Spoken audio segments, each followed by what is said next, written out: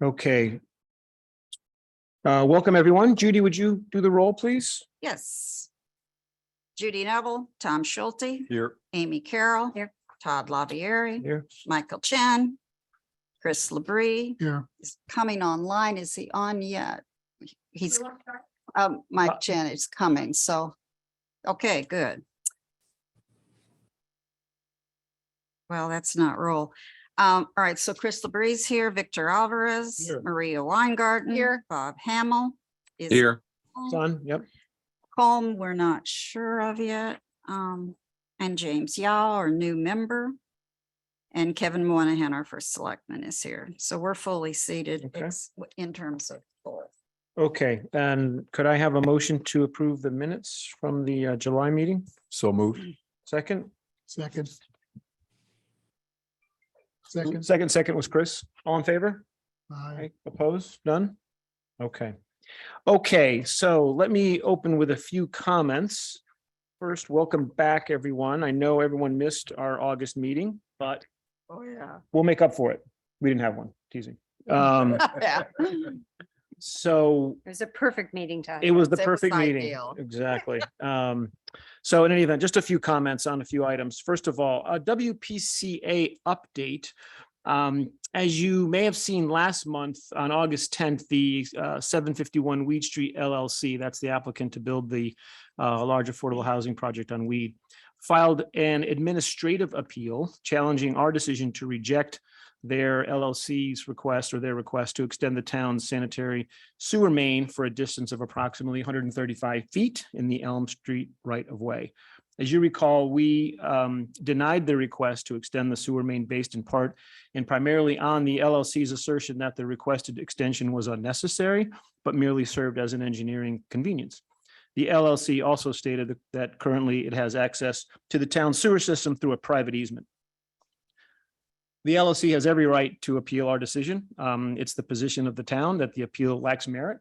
The town will vigorously defend our decision and the appeal. So I just want to get everybody an update on that since that happened between our last meeting and today. Okay. Two member updates to discuss. First, new full-time member replacing Neil Budnick, Maria Weingarten. I just want to share a few highlights on Maria's career and background, and then I'll move on to our other new member. Maria's been an alternate, of course, on the Board of Finance now for several years. She's a graduate of Lehigh University with a BS double major in accounting and finance. Married to her husband, Joe. They've lived in town for over 20 years. Their 3 children attended the New Canaan Public School System. Maria is currently a licensed real estate agent with William Ravis here in town. It is important to have real estate knowledge and experience on this board. Obviously, the vast majority of our revenues come from real estate taxes and so forth. So very important to have that. Maria was an auditor with PricewaterhouseCoopers. I believe the only member of the Board of Finance who was an auditor. Is that true? Anybody else had an auditor? Judy, you were an auditor? No. Just No, kidding. not really. And so again, a great experience for us to have on our board. Maria has over 2 decades of volunteer service across the New Canaan community, including Family Fourth Community. She's on that today. She's also on the New Canaan Community Foundation. She's volunteered for Filling in the Blanks. She was a 10-year parent liaison to the Board of Ed. She was on the 2012 Assistant Superintendent Search Committee. And you were also on the spring 2011 high school principal search committee. Was that Brian? That was Brian. Okay. She was a Sachs Middle School PTC president and an executive board member. She was on the East School executive board, president of the Newcomers Club. I feel like I've done nothing, among other contributions. But last and not least, she was actually a chef for a couple of years and is a graduate of the French Culinary Institute in New York. So welcome, Maria. We're thrilled to have you here, and we're thrilled to have your breadth and depth of experiences. Step it up for us. I mean, seriously, I feel like I've done nothing. All right. Replacing Maria as an alternate is a new alternate, James Yao, at the end of the table. Just a few bullets about James. James and his wife, Katrina, moved from New York to New Canaan 9 years ago and to beat the rush, which was very thoughtful. They have 2 children in elementary school. In addition to the new responsibilities on the Board of Finance, James coaches tackle football for 4th graders in the fall, wrestling in the winter, and flag football for a neighboring town in the spring, making him, in my humble opinion, uniquely qualified for any number of committees. His wife, Katrina, also volunteers on youth sports, helps with Meals on Wheels, and is a new CCD teacher at St. A's. Career-wise, after 20 years in finance at firms including Bankers Trust, Bear Stearns, and UBS, James decided to change career track several years ago, took a role as a U.S. federal banking regulator for the FDIC. I think that combination of two very important but very different perspectives brings a very rich financial background to the New Canaan Board of Finance. So we're glad you're here, of course, along with your football and wrestling experiences. James has agreed to step into Neil's shoes on our pension committee, and welcome, James. So thank you both, really, for all you. I'll thank you in advance for your time, your input, your ideas, and your contributions. So thank you. Just moving on to the rest of the year for us, on top of planning and building our budget for the next year, we have a number of really important projects and programs that we're continuing to work on. I call it the big three. We've got the library, the police station, and the movie theater. They're all in motion at various stages of development. We'll be getting updates and input on these throughout the fall and moving on some decisions in finance and so forth. Let's not forget inflation. I'm pretty sure if I went back and looked at our budget, we didn't necessarily have these levels of cost baked into our budget. So we're going to have to have an eye on that, whether it's materials or fuel or other things that could impact our budget this year. And then we've got ARPA monies that we still need to manage, and we're still doing that. So with that as a backdrop and intro, I'll turn it over to you, Kevin, for some opening comments. Good evening, everyone. Good to see you all in person still. First, we're getting back to COVID. As you know, there's a vaccine out that people should be getting boosted again this fall. It's called I don't know how to pronounce it, bivalent. It's and I'll give you a quick summary of what you're going to hear on Thursday with a email to everyone in town. This Thursday at Irwin Park, we will be doing resident boosters. So far, 180 residents have signed up. Next Wednesday, there will be a booster clinic at the high school for teachers and students age 12 and up. The superintendent sent out a notice about that today. Next Thursday, there'll be a clinic again at Irwin from 1 to 5 p.m. like this Thursday. And you'll be getting the mass email to sign up for that. Tuesday, the 27th, there'll be a mobile clinic at Waveney Care Center for senior residents. On the 28th, there'll be a infant clinic age 6 months to 4 years for the second dose at Irwin Park or Vine Cottage, depending on the number we have. And then on the 29th, residents only clinic at Irwin Park from 1 to 5. So the health department is standing up to be able to give people boosters. They are available. Someone said yesterday they got an appointment at CVS online in town. So boosters are available at pharmacies, but I think a lot of residents appreciate us having mass vaccination clinics, having the convenience of doing it in town. So that's COVID. I may have said we have had 25 cases this week reported in town, but people are testing really only on a as needed basis. So I'm not sure how indicative that is of the status of the virus, but seems like everybody I know has had COVID by now. So Not me. I've not had it. I've not had it. Oh, you're so lucky. You sit next to you. I had it. A lot of people have had it. So Knock on wood. not gonna. That's COVID. Capital projects quickly. As you notice from if you ever drive to the train station on Elm Street, the embarrassing Elm Street. The gas pipes are now in Elm Street, Upper Elm Street, Grove Street, and Pine Street. They're working on bringing them to other Forest Street, and I have a commitment from Tiger to repay Upper Elm Street by the end of October or so,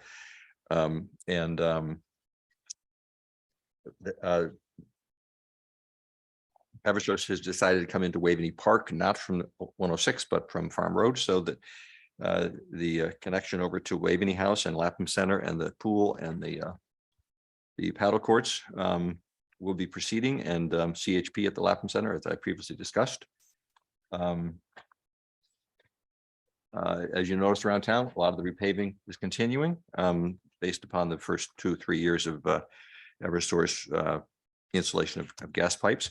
But now we have a new event on the horizon, Aquarium Water, which is bringing a new 36-inch water pipe across New Canaan from Wilton to Stamford.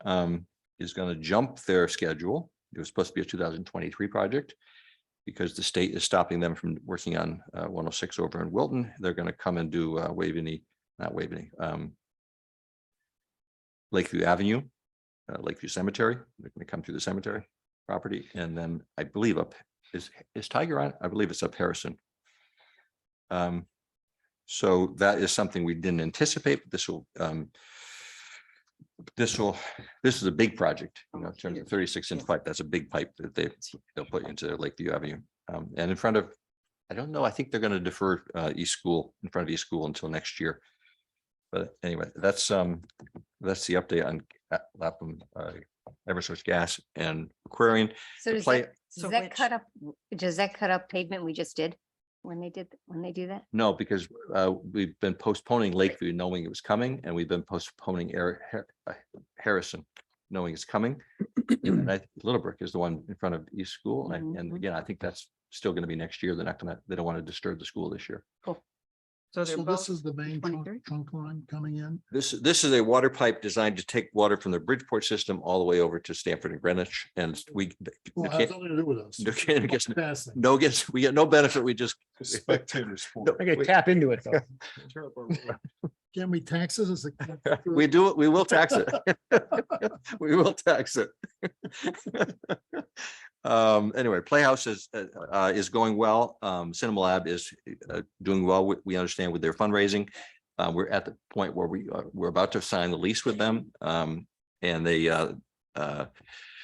as you know from reading the press, we've done a few things. We've removed the seats from the theater. We've sold the equipment that we inherited or were given actually by Bowtie when they closed. And because Cinema Lab is going to have a whole new experience, they're going to take out the projection room. It no longer requires these big machines anymore to project movies. They're going to have a state of the sound. And anyways, we've hired the architect for the exterior work, and moving forward for a plan, hopefully by January for the interior work. But that's all on schedule. Good news. Everybody's happy from the Cinema Lab side. So West Cell Tower, as you know, Verizon has come forward wanting to put a tower on the west side of town, specifically in the town property of the 47 acres on Ponus Ridge. We're going to come back with two proposals now, and this will go to P&Z at the end of the month. One would be 1,000 feet behind West School. The other would be at the other end of the property at Llewellyn, which is a cul-de-sac in the woods. So P&Z will function on that, making a decision.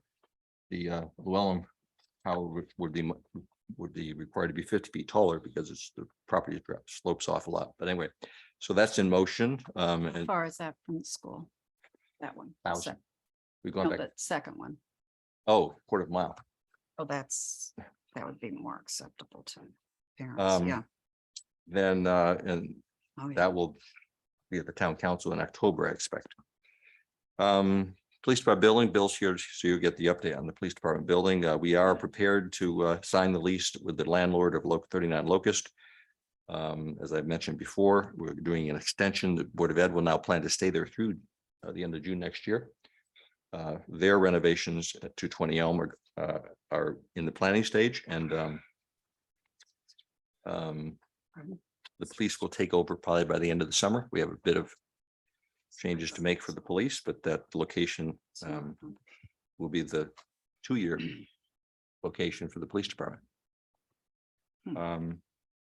You have the cards that we handed out. The ARPA program that we entered into with Silver Hill Hospital is very exciting. The first 6 weeks, we had a meeting about 3 weeks ago. I think they had 16 cases, and yesterday I met with the Board of Ed's Crisis Advisory Board, and they were saying how thrilled they are to have referred a few students already. So this program is working as we expected, and very excited that it's available for our residents. Still, Darien hasn't joined, but I'm kind of glad that we're sort of starting off only with New Canaan, so we can see how it works for us, and then others may benefit down the road. This is great. So I think that's all I have. It's Do you have any nice. questions? Any questions? Do you happen to know with the Silver Hill, which is very exciting, is that kind of where they estimated the number of people would come in, or was it just too hard because it Well, was again, new? we planned on I just how forget. many per week?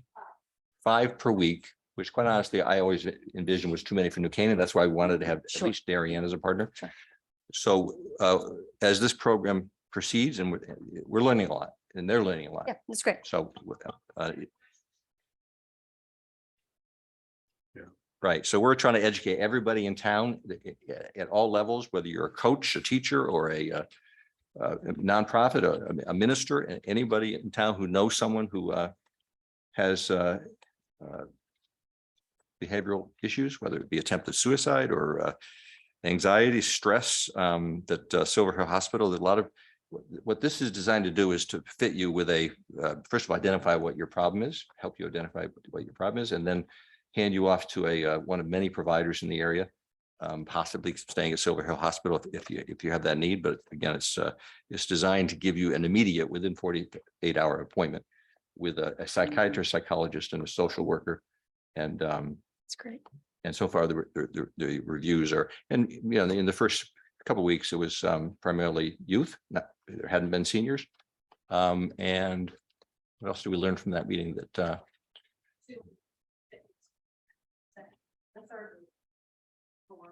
right. So it's available to everyone if you're a resident. And we have a similar program, by the way, for the town employees and their adult children. So anyway, that's that. Is this well known in the schools? Oh, yeah. I spoke to 400 teachers back on their convocation, and I specifically mentioned this because I Do went. they have this Good. card? They have This this. been. Yeah, okay, okay. But the parents are getting this or have access. Yeah, okay. And actually, the first, who was it? New Canaan Moms that advertised it back in August, Good. Okay. July and August. Came Oh, from New Canaan great. Moms. Okay, okay. Getting good reviews. Any other questions for Kevin? Okay, I'd like to do this with the agenda. We have some guests here that are interested in some of the agenda items that are down on the agenda. So I'm going to move them up, and we'll move the financial update, the line item transfers, and the self-sustaining fund down. Okay. Josh, push it down. So let's start with the ARPA appropriation and the review. I have couple items on that. I guess you want to. Is Tiger on? Okay. I understand we want to table the Mead Park Flexi Pave Trail. Let me address that quickly. Yeah. We met Is he yesterday. on? Tiger's on, but Tiger and I met yesterday with the neighbors. It looks like And he's on, but he's not saying anything. Maybe he's having trouble. Okay. Go ahead. Tiger and I met yesterday with the neighbors, specifically what's the name of the association? Park Slope Association, 16 units. And we have more work to do before we can bring that forth. So So just table this. table it. Okay. Okay, done. And so then who wants to walk through these items? These have all been approved by Board of Selectmen. Yes. So the first one, information technology, cybersecurity. Did you want to cover these at all, Amy? Or did you? Well, just the ARPA, the joint subcommittee. That's the Board of question. Finance and Town Council, but we went through all these, had great presentations from everybody on them. Okay. And we're supportive of all the asks, realizing now that Mead Park was tabled, but Okay. we are supportive of all of them. We had a couple, minor questions on all of them, but I know Margaret's here to talk about the Y situation of people. Well, let's start with, is Chris on for the first one? Or are you're comfortable that we're good to go there? Chris, is Chris on?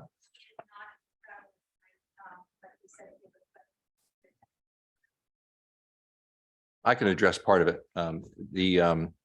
We needed a new cyber insurance policy, and some of these requirements now that the insurance company is requiring Right. requires us to add additional hardware and stuff. So this is all, and by the way, there was many other towns and cities are using ARPA funds for Mhm, IT mhm. enhancement, especially for cybersecurity. So it's something that it will require future investment continuing. So this is a bit of a one-time investment, and but it will continue. And you know this area. Yeah, so So important. look, if the selectmen have approved it, the committee approved it, I think it's been vetted. If anyone has any real concerns, I guess we could table it, but it's the sort of thing, I think it's pretty self-explanatory Mhm. to the extent that we ever discuss these things publicly. Yeah. I mean, it was presented in a way, we all know the exposure that Yeah. cybersecurity has, and we've Okay. been ahead of the game the whole time. And I think the insurance component on it really pushed us to make sure we upgrade it. And this can help us. I think it's a terrific use of ARPA funds. Oh, I do too. Okay. Terrific. Any other questions on this particular item, or can we move on it? You're good? Everybody good? So I can have a motion to approve for $250,000, the information technology cybersecurity funds. Maria? We gonna do a motion for all of them or just I was going to do a motion because I think we want to cover them. Yeah, let's just do Yeah, them yeah. just one at a time. We'll All right. chip them off. It's only Oh. 4. second Maria's? Maria, Tom Schulte, second. All in favor? Aye. Aye. Opposed? None? Okay, so moved. We'll table Mead Park Flexi pave tree planting for roads and parks. Tiger, Yes, do you want to address trees? sure. I can address trees. So we have a proposal for $200,000 for plantings, $100,000 along our town roads and $100,000 inside our parks. One of the major projects that we would like to do is the South Avenue Relief Project. It was started back in around 2000, late 90s, where they only did half the road, in essence, from basically Cherry to Bank. Some of those trees have survived, some of them haven't. And we would like to try to replant those and then do from Bank Street to Waveney. Both sides of the street, obviously, right tree, right place, power lines, lower growing trees, no power lines, higher growing trees, little shade trees. We're working with the Beautification League. They had a proposal back and a large plan back in the late 90s. They funded the majority of that work. We're looking to do that in conjunction with them. The state arborist, obviously, since South Avenue is a state road, and our tree warden. And then we have other areas of town where our tree budget is 99% removal, 1% installation or maintenance. We would like to see areas where we necessarily take down a very large tree or a couple of trees that aren't necessarily in a grove, and we look like we have a void to then replace that tree or those trees in that area. We haven't been doing that at all. The majority of our tree replacements are donations that then the highway department digs the hole and then maintains the tree, but the tree itself came from a donation. And then similarly, the same thing in the parks. We did an initiative a year or so ago with Sustainable CT. Our New Canaan branch, Robin Bates Mason did it, and we started to replant along the Waveney Drive. But there's areas in Waveney, there's areas in Mead, there's areas in Bristow, number of up Irwin that we could whereby if we lose a larger tree or we're starting to see our trees start to age out, we can plant a tree adjacent to it to then allow when the one tree ages out, we can plant another. So those two projects, $200,000, like I said, in total, roughly $100,000 each. And I think the saying is the best time to plant a tree was 20 years ago. The second base time is today. So I think it'd be money well spent. Tiger, how many trees roughly? It's about $1,000 a tree, depending upon size. Mhm. So we're just roughing it in at say 200 trees. Okay. It could be less, it could be more, probably will be more. It really comes down to, we want to put a large enough tree to make a difference in the area. So $500 to $700 a tree plus planting and maintenance. So I'm roughly saying $1,000 a tree, but I think I'm a little high on that estimate. Okay. Questions for Tiger? Yeah, go ahead. Tiger, this is one thing that we were talking about the subcommittee, just, given climate and how hot it is, does it make any sense? And obviously this is in the tree people's department, that some of these monies should be used to, I think what they're called the collars that you put around a tree. So they're continuing water. Yeah. And then Well, you we can have use to them we have to go multiple in. times. Yeah, we have to go and fill those, right? So Yeah. what we have now is this year, we actually had 3 of our guys basically working almost every day, 2 watering trucks and then 1 workman. The workman did the hanging baskets and all the flowering plants. And then the larger trucks were actually injecting into the trees that we had planted over the last couple of years to try to maintain them. I think it would be better to continue that process versus filling in the bags. Yeah. So, the bags, sometimes they get ruined. Weed whackers damage them, mowers damage them. People will come by and take them. So I think they work on, you know, for a homeowner, they work nicely. You know, I have several myself, but I think large scale, it'd probably be better just to have us bring our watering truck out and then actually inject the soil around the tree at least a couple times a week. I think it'd be better. I think we'd be better served. Yeah, one thing that I would throw out, and I don't know if this is possible, because at least along South Avenue, it's going to be in front of people's homes. It's not their land, but in front of their homes. And to the extent where you can engage the people whose homes in front of it to kind of almost adopt the tree and help us out, I think people probably would. So I just, you Yeah. know, as it goes forward in this discussion, or maybe they want to like contribute more and put another tree in, I just would throw that out if we can anyway leverage this to go further, because hey, if it was in front of my house, even with my land, I'd be really happy to take care of it. So, and I think a lot of people would.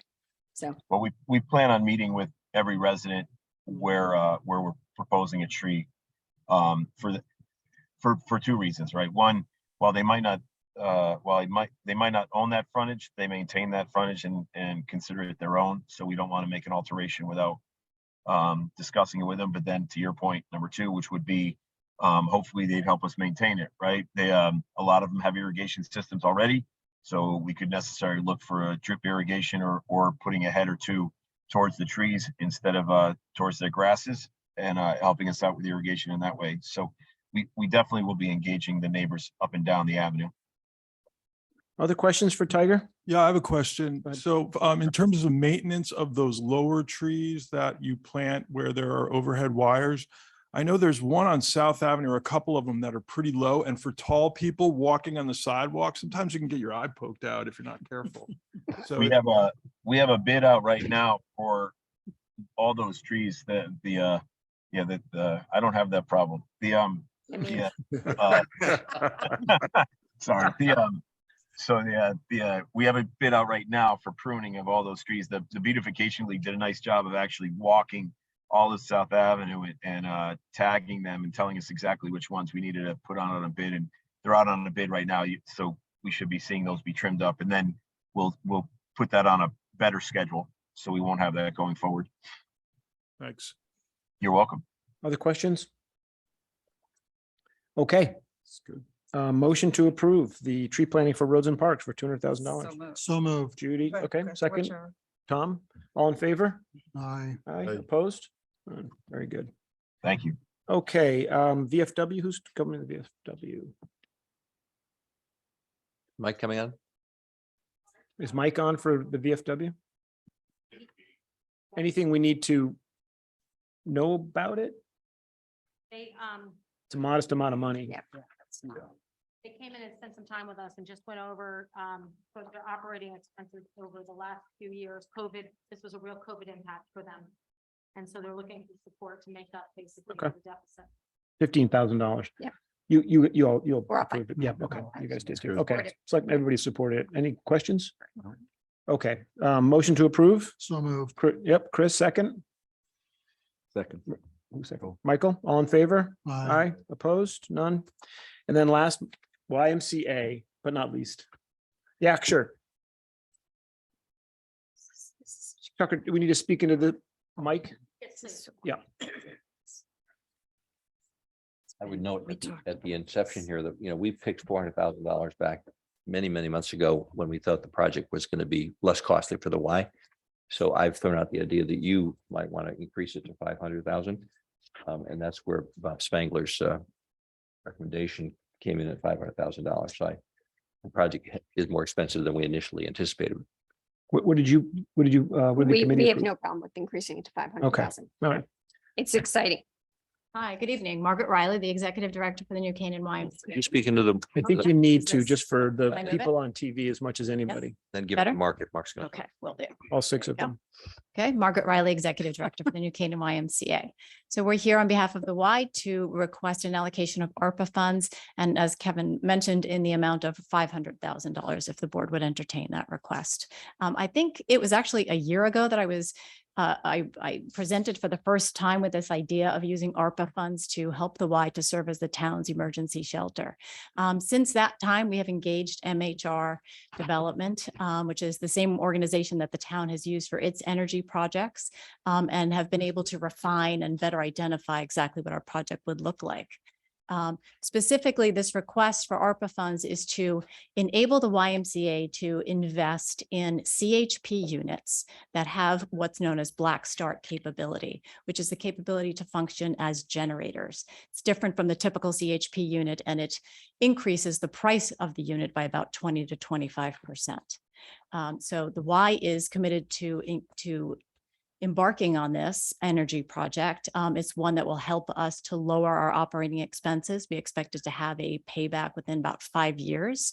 The cost of the project, we estimate at this point to be about $1.8 to $2 million in total. We have already taken some initial steps to get underway with the project. The first steps will involve a lighting project. We'll address our building controls, and we'll also address some HVAC projects that we might do, all to help us bring down our footprint and to make us better able to function with CHP. And the town, I know, has already invested in a number of CHP projects for itself. So this project is wonderful in that it will assist the Y, one of the town's biggest nonprofits, in recovering from COVID. And we are still not 100% to where we were pre-COVID. We're at about 80% of our membership revenue from pre-COVID. We've had some wonderful homecomings, people coming back to the Y slowly and surely. Thankfully, a lot of new residents to the town have found the Y and joined. So our numbers are definitely increasing all the time, but it's been a slow and steady growth. This project will reduce our operating expenses and really help us to get back up and running even sooner. As you know, we've served as an emergency shelter for the town before on 2 separate occasions. However, each time required us to acquire a generator, a diesel operated generator. So a lot of guesswork in there. Are the weather forecasts correct? Will the power be out? Will it be out long enough to justify the expense? Can we support the expense? Can we fuel it? This allows us to have a standing, ready, cleaner generator to assist the town, makes us able to do it at a moment's notice.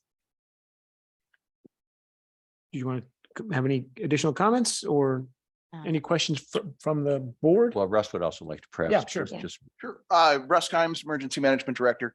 Just a couple words on why the YMCA is a good site. Myself, Kevin, and actually the group have done sort of a canvassing of town of the infrastructure that's available to us.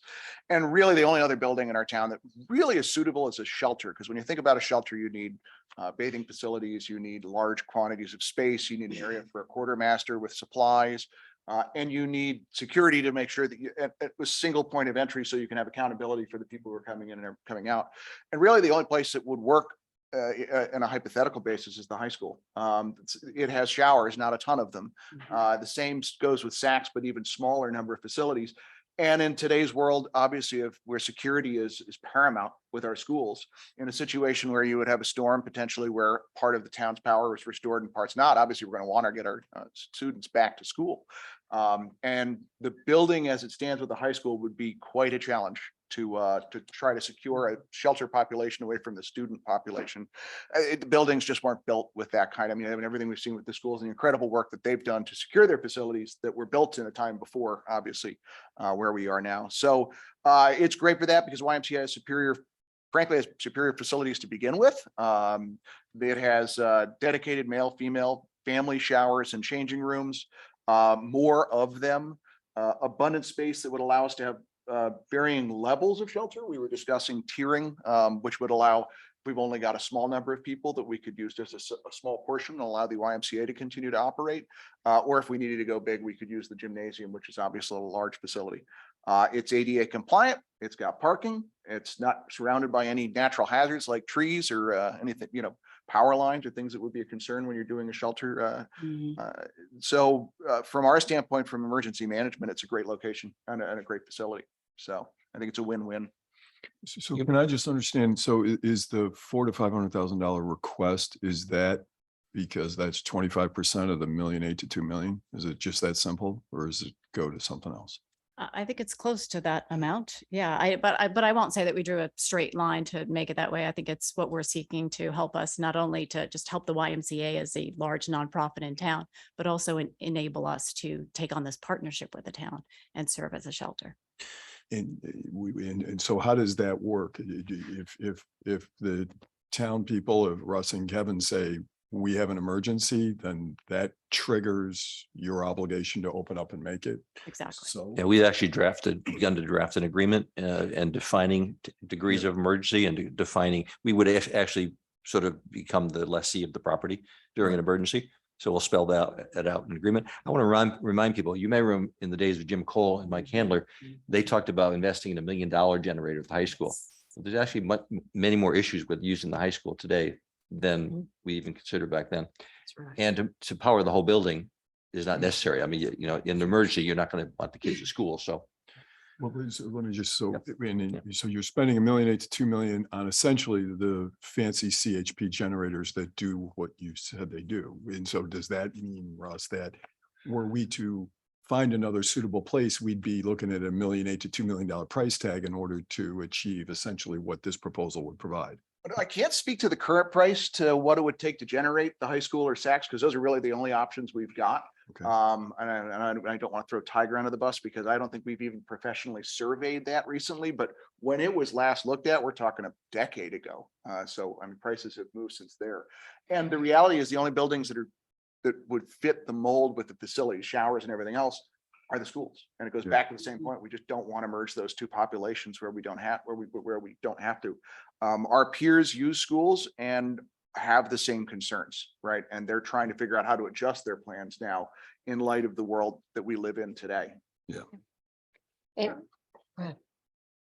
I think in terms of doing the investment with the Y, so putting in the new system, you know, you avoid having to do a generator that is offline all the time, right? So you have something, so you're using something all the time. And I think one of the interesting points was that you guys help me on the numbers. The Y is one of the biggest users of our power grid, and taking this off expands the capacity for the town as things become more and more electrified, EV vehicles and everything. So it benefits our overall, do I have that right? Our overall power grid, while for the Y, you know, just in terms of a green, you know, a green purpose. So they have the two pools to heat, right? So they're going to capture all this heat that otherwise just goes to nowhere. And you're going to be heating your pools, you know, kind of doing double duty. I mean, and the green aspect of it is really good. The help and now the redundancy of our electric grid is huge. You don't have to try to figure out, oh, is there going to be storm? Can I grab a temporary generator in for a short period of time? I think it's great. And Margaret, correct me, there's a contribution from us.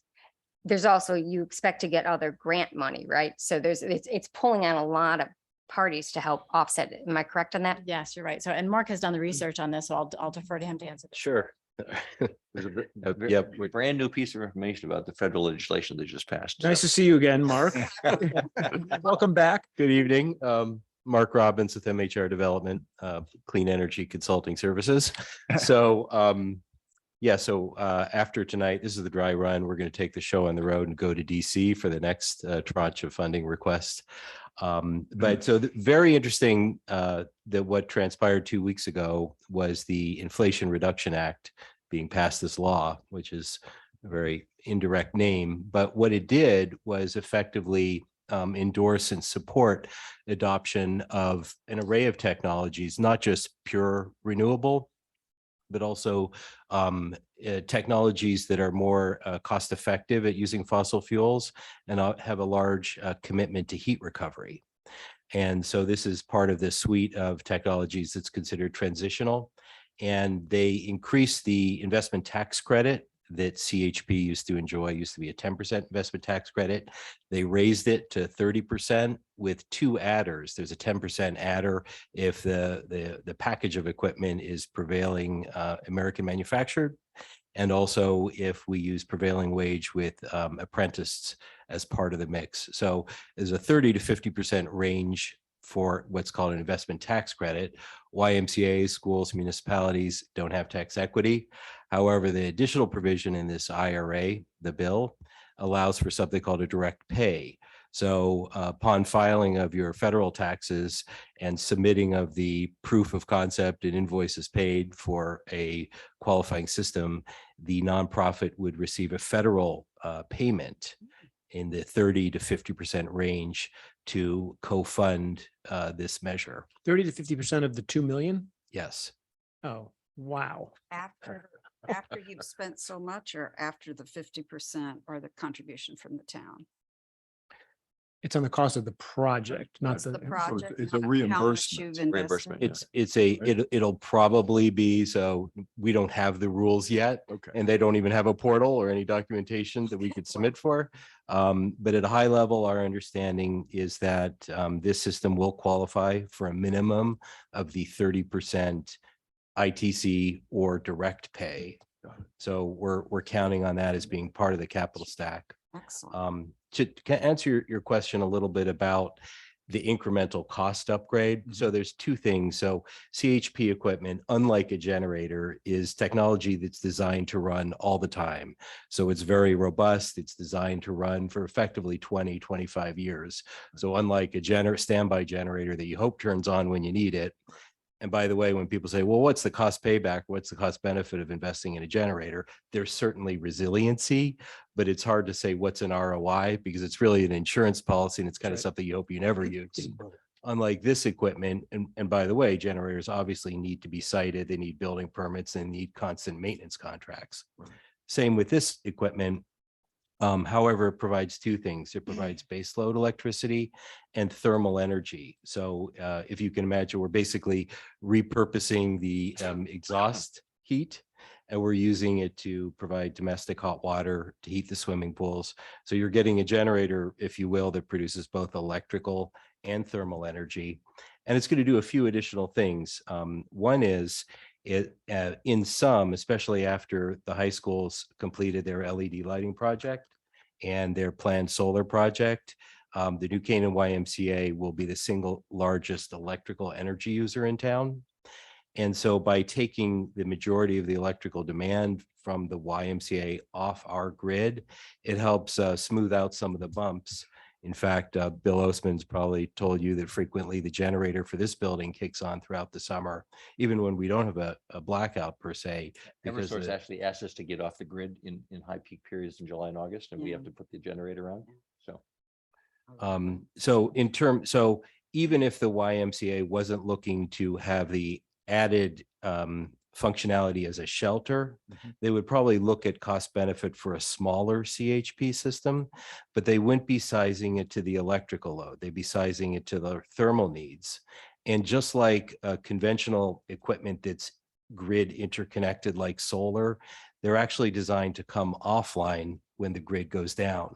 For example, this building now has a micro CHP system that's coming online within the next few days, along with the solar system. They combined are going to address 95% of the thermal and electrical needs for this building. So we have a solar system installed 2 years ago that provides maybe 20% of the electrical energy.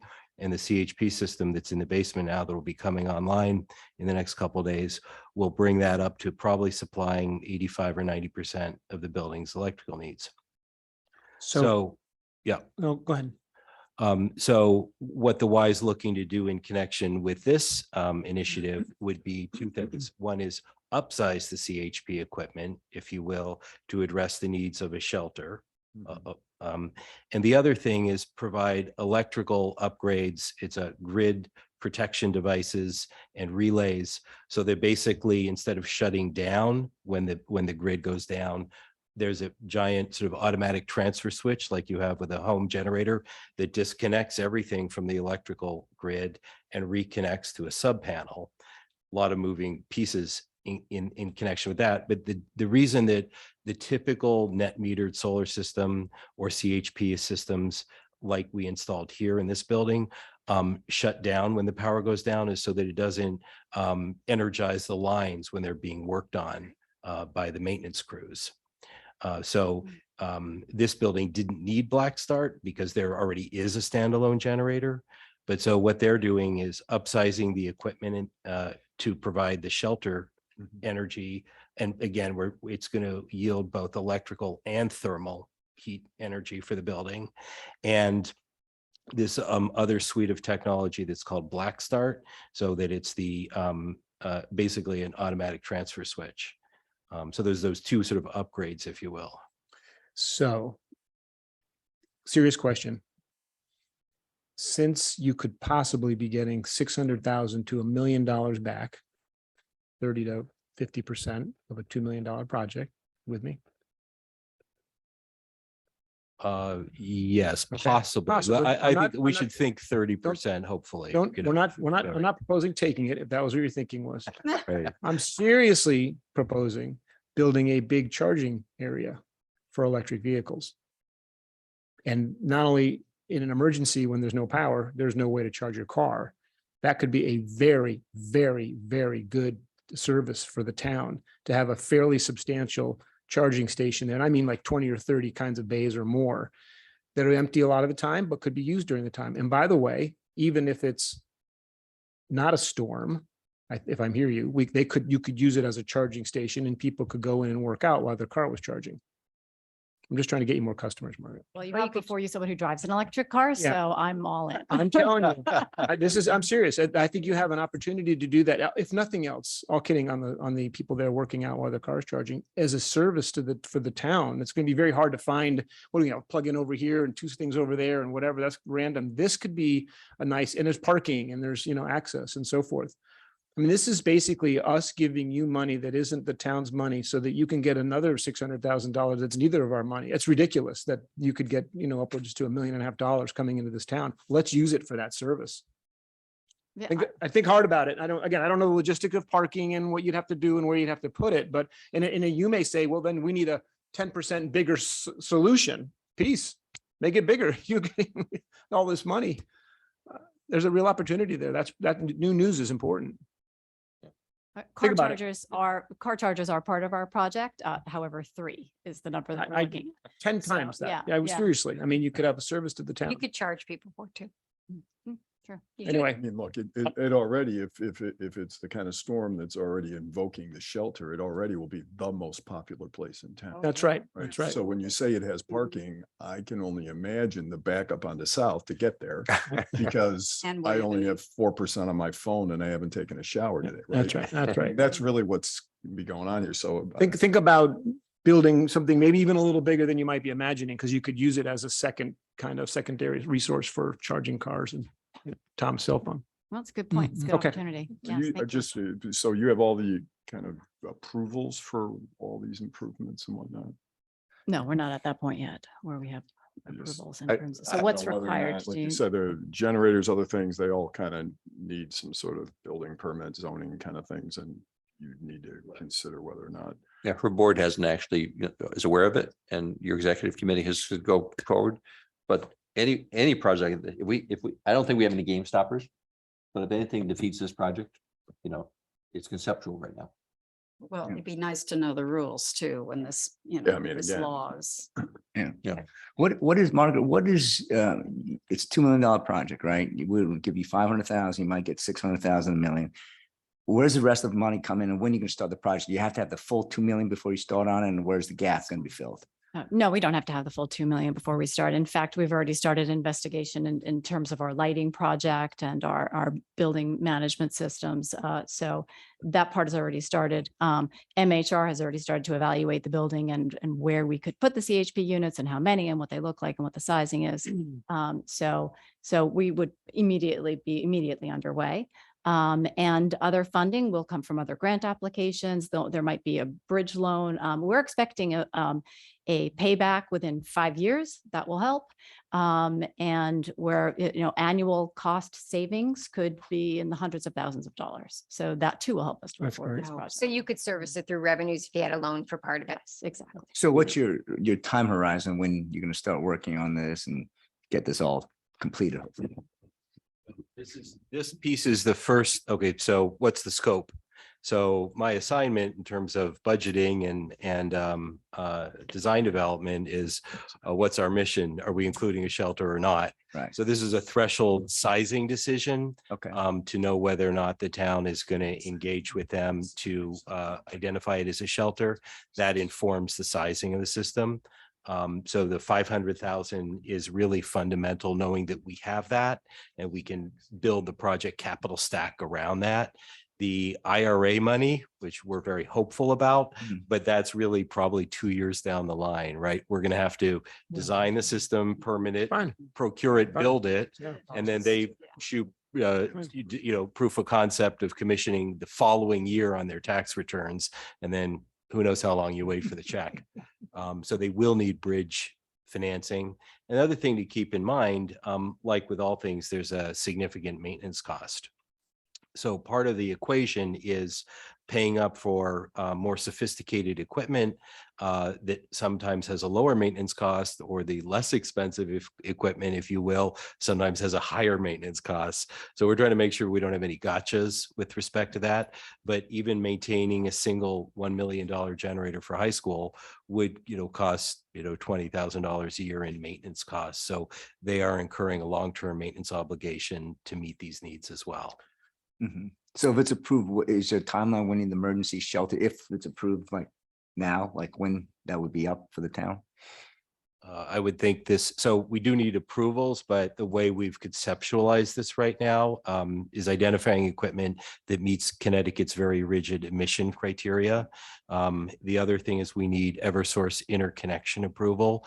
And we feel that likely we'll receive that. We've done it 11 times in town, but it's no guarantee. They may say, by the way, we need you to upgrade one of the transformers on South Ave.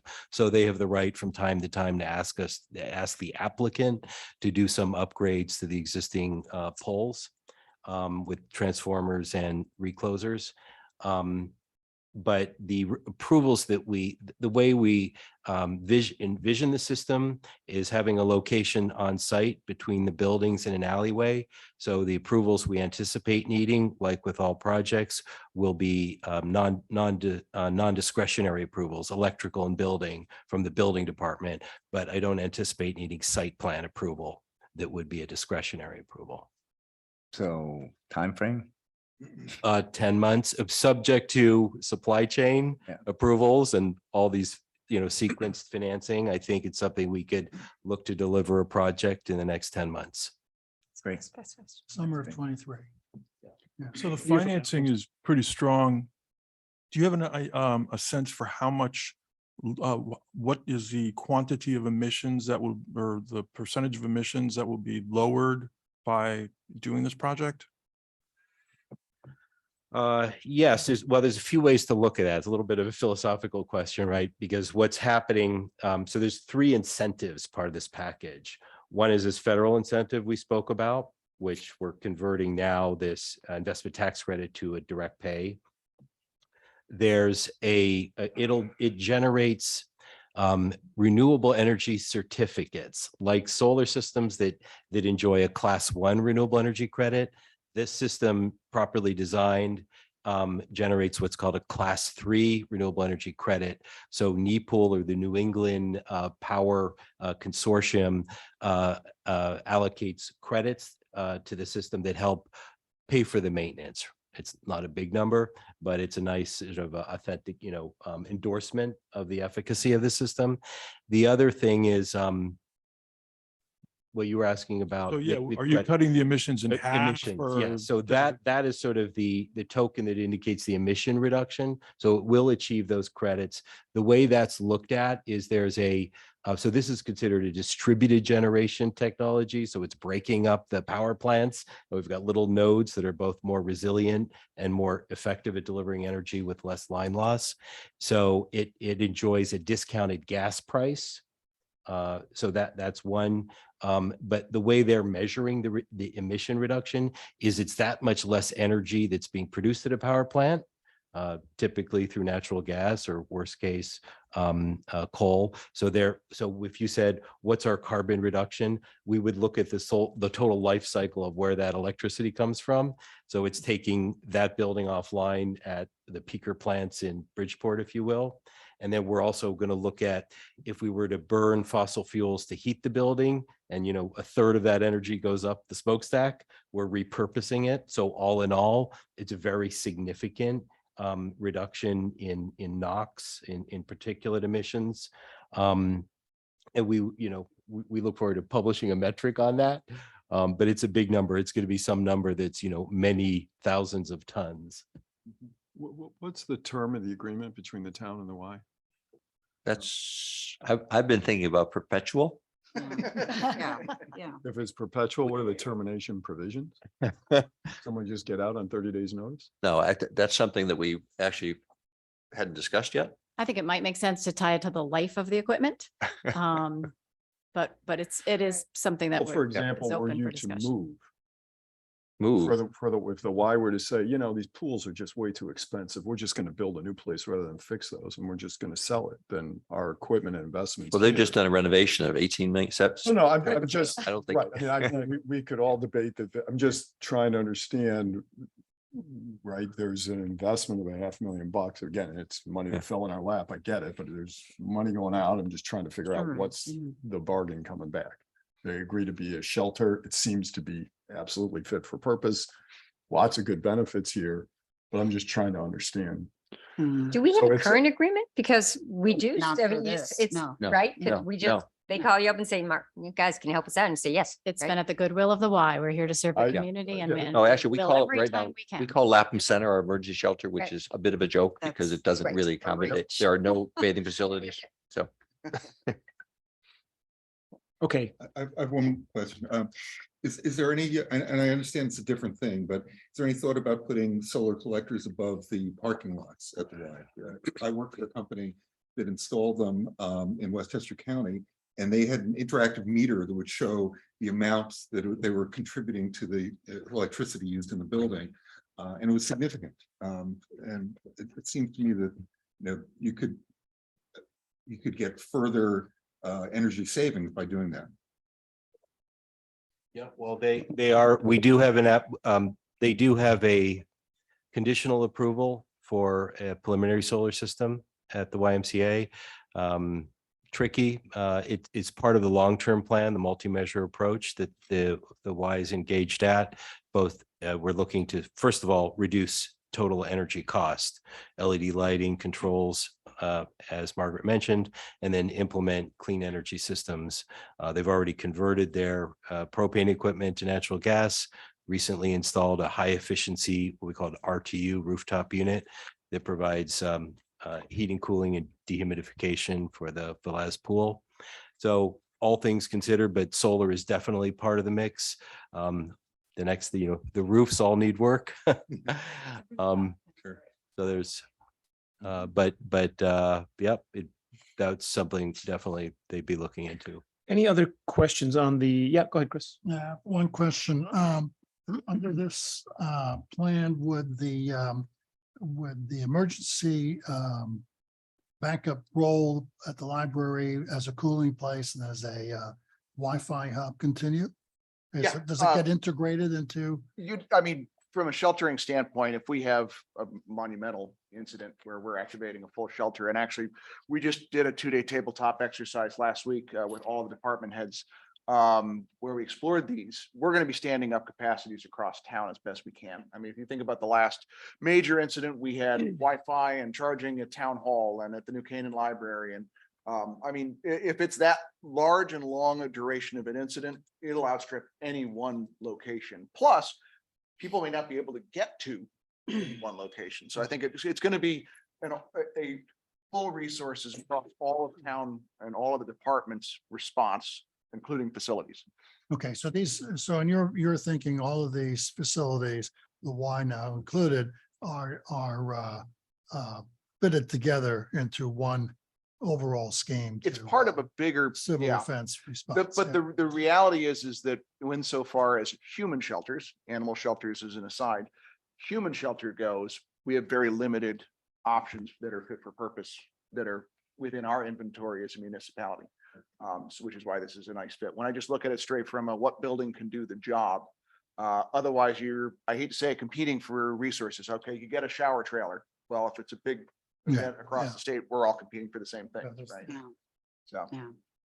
Okay, thank you. Any other questions as it relates to the $500,000 ARPA request? I'd just like to add that, this has evolved since 2004 and the inception of the emergency preparedness program. I'm so happy to see that we're finally closing in on a permanent location and a fix, and we've got this close to completed. We do get there. We always get there, a little slow. But got a it's lot of work worked. to do on It's our worked. end. We've worked on this forever. Yeah. I guess I have one quick question. Timing on this, if we move this tonight and the funds are allocated and so forth, when do you literally start to break ground? When do you That's a good thought. get started? You basically order a big machine from Massachusetts. And you plug- and plug it in?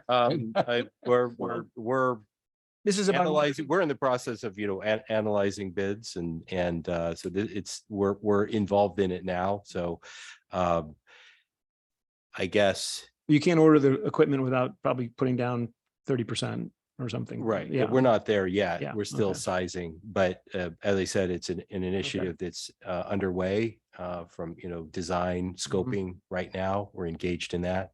And we're analyzing what's called the interval data. Okay. With Eversource, you actually have to pay for the detail on your electric bill. And so we're graphing that now, but again, subject to funding, all the components to that, and procurement of materials and permitting, both Eversource and municipal. I'm very confident that we could have a project that would be commissioned in 10 months. Okay.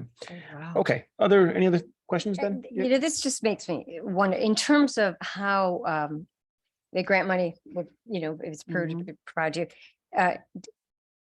are we concerned about how money goes out the door? I want to talk about that next. Okay. Yeah, that's a program question that I've got and I want to go through, but Right. I'm not sure. That's fine. We should That's right. let you answer that question. What does that mean in terms of how monies go out the door? Can we talk about that next? Oh, sure. Okay, let's move on this. Okay, so I make a motion to approve the $500,000 for the CHP as we've just discussed it with the Y, and I think you should make that motion. Oh, I would love. All right, to. Judy I'm made the motion. thrilled to make the Second? motion. Thank you. Oh, Five you want to The increase? request was for 5. Increased it to 5. Yep. Yeah. Yep. Do we need a vote to amend the motion before we vote? I'm just, you think we're. I made a okay? motion. It's I 500. know, but it's You made a just- motion for it was 500. on the Made a motion for agenda. 500. Okay. Okay, all right, we're good. Second. Second, Victor, all in favor? Uh, Aye, opposed? None? Okay. Congratulations. Well, they have one more step, town council next week, so. Oh, yeah. Good luck with them. When you- They're all here. They just heard the whole Pay story. attention.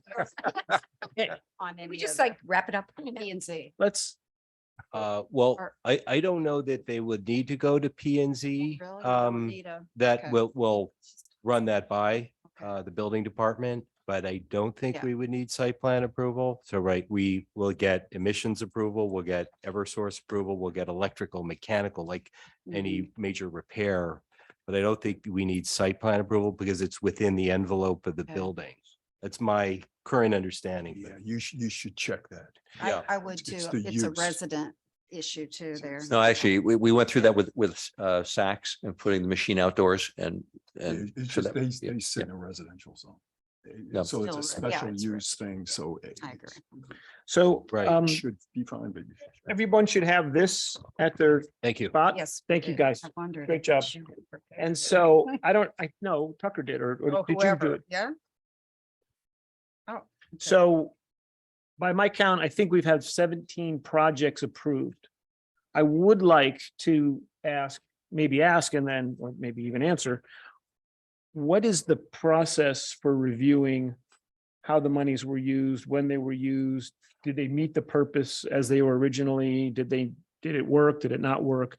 Seems to me that those that have been started now, some of those, got settled about a year ago, right? December 21, even, first few months of 22. It'd just be nice to know. Waving the outdoor bathrooms, where are we? Sidewalks. So you could answer every one of them, but I think it makes sense for doing this the way we did it, which I thought everyone did a very thoughtful job at doing it one step at a time and not rushing to it. Fabulous process. But Waveney Life Care, that we just got a good update on Silver Hill. How are these things going? Well, we've, And what's our process? Do in we the- have a process in for the a case review? of Waveney and Silver Hospital, we have signed agreements for all the. We nonprofit- don't have to do it tonight, Kevin. I'm just saying. Yeah. So the independent parties, we have signed agreements, they required that they report back to us. Right. So what's the process All for the that? town Should- Tiger will come back and report on So it. should we ask the town Tiger for those and then the parties for those to come to November, December meeting and just update, where are we? What's the board think? Thoughts? There would be, I don't, people with your experience outside of this board in the private sector, there would be a role for the audit committee to have an internal audit function. And they would definitely, yeah. go and people like Tiger or Kevin, whatever, just provide the documents, you provide that, somebody would look at it and they would generate a report. You could have people come and discuss progress of certain of the projects if we had a particular interest. I would just want to know that there was a process in place. I think that's two things. I think the audit process is, I'd ask Ann to have that note on that. That's just should happen. But I just thought, don't we want an update? I mean, No, I mean, for projects. where How's it we had a going? I particular- would actually make the argument that the charter provides that the board of selectmen oversees any third party that gets taxed.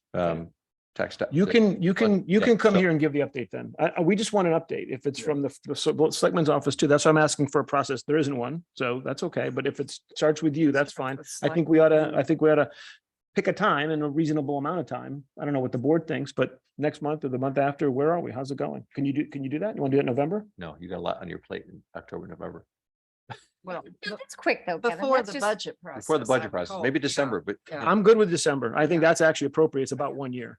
That's right. Okay. Okay. Does that make sense to the board? I think we ought to just have a checkpoint and Ann, you've got the audit part of it. So.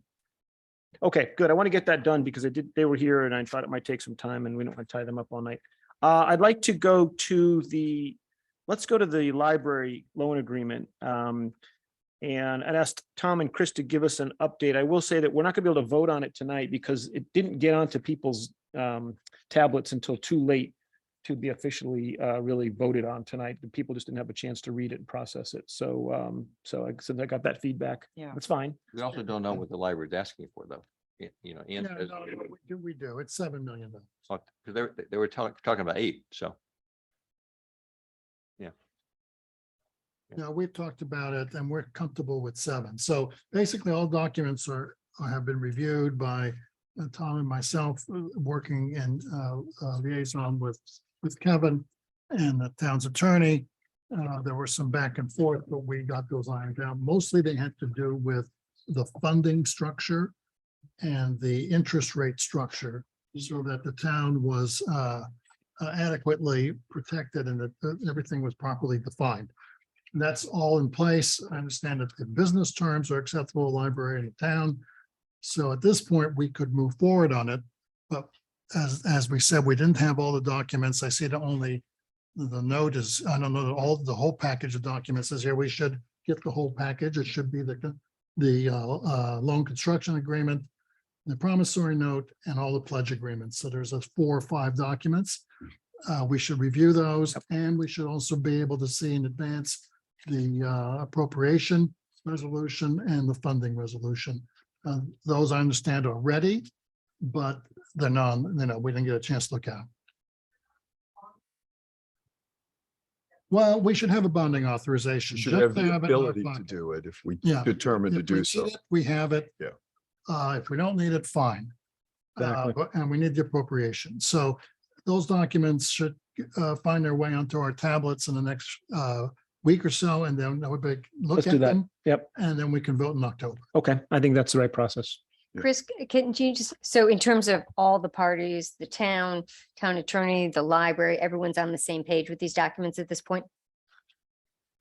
Well, Kevin would know that. Yes. There was a pause. Yes, and- Yeah. Yeah, Well, really, It's our understanding. Because we're not managing it. We're just advisors to Kevin. No, I just want to make sure that, that the library has read this. So They're good we with made it. we made a variety of comments to the last draft, which was in response to some particularly light set of comments from the library. So I'd be surprised if there was anything Okay. that survived. Yeah, the besides library that. made it some light And we're comments. totally signed off. Business points, and Yeah. then Tom and I had these issues. with So I funding think and we're, rates. I think we're good, right? We Okay, just built in terrific. some pricing flexibility mechanic and I think we're good. All right, thank you. So we should be Yeah. fine on that. And as I said, Ann and I have worked a couple of days this week and and a couple of weeks ago, going through the library's projections. And we're comfortable with the line of credit at 7 million. The library continues to work to raise money, so their capital campaign goes along. Oh, and if anybody has any concern, the document does not cover any legacy work whatsoever. That's a separate project to be looked at some later point. Okay, so let's get the documents and then we'll do this in October. Is the board proposing and sending and finalizing these documents? You have not reviewed them? The ones that you've not received? We've received them. You've We have received them in draft and we they've have gone reviewed back. every piece of paper. And we're Okay. all signed We're off. all set on. All right, okay. I presume the library has too. All right, so but now it's I coming think to this us. board, Okay. all of you, I get it. should have the Exactly. opportunity to read those documents. If you have any questions, fine. And then vote for the appropriation funding resolution in accordance with having read the underlying documents. And Tucker, we'd need to have Lisa here and Bob, I think, next in the October meeting. Okay. Anything else on that, Tom, Chris? No. Kevin? No. You're good? Okay. All right, let's jump back to 8. And Amy, did you want to cover the police department? Just a review of the next stage and phase of dollars that we're talking about to get us to, I think, the February. Or even later, Architectural yeah. draw or March, yeah. Even Yep, later, yep. yeah, or, and Bill's here as well. We had a meeting on last Thursday for the PD Department Building Committee. And where we are right now, we have from the original appropriations that was given to the Building Committee to get moving on this project, we have about $300,000 remaining. The estimate is, and it's a line item estimate of what we need to get us through to schematic design, bidding out to get to the point where we really are going to build the project is about another 1.2 for all the related soft costs. So in total would be 1.5 million, which of course would be part of the entire building project. This is not on top of what the estimated total cost of the project will be, but that's part of the soft costs involved in it. And so the next steps is, that schematic design and development through the end of the year, construction documents developed through the end of May, out to bid by the end of July. Moving forward with the locust lease and fitting out that facility as we get to hopefully breaking ground, probably about a year from now, Bill, about right? So, and in terms of where the project is now continuing to doing a bunch of the design work, and the building committee is looking at figuring out an owner's project manager, which we've used in most of the major building projects recently. They were really helpful in the Saks project. So in all, there's 300,000 there to get the group working on this through to getting ready to sign up on construction contract. We need about another 1.2 million for all the soft designing from now till say next Okay. spring. Is that right, Bill? Did I get the time in there right? So that's the ask, 1.2 Yes, yes, million. 1.2, Okay. which would be used in combination with the 300,000. So rather than just get a chunk of it, so to be every expense would be Okay. invoiced, but let's do it right now. Can you just walk through the timeframes again that you just gave us on both the bidding and These are rough, okay? well, So, that's yeah, all right. yeah. So next steps, and I took notes at the Next next steps. meeting. Oh, you're so good. Was schematic designs, and then design development through the end of the year. Then at the beginning of next year, develop your construction documents through the end of May so that you get ready to go out to bid. Out to bid by the end of July. And then also at the end of June, we start working to do the limited fit out of the former Board of Ed space that will be used for 2 years as we move the police department in various locations.